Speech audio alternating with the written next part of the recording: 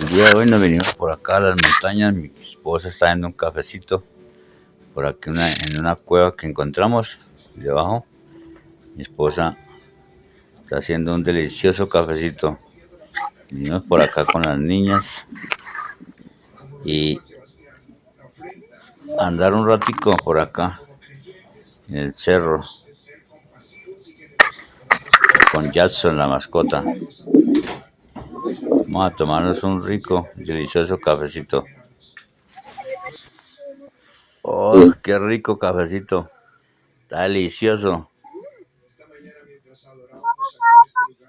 Este es mi mascota, Jacksonville. Viene con un palito en la boquita. Hola, mi mascotica. Hola, Jacksonville. Por acá seguimos Otra vez. en el cerro, como siempre, con la niña y mi esposa.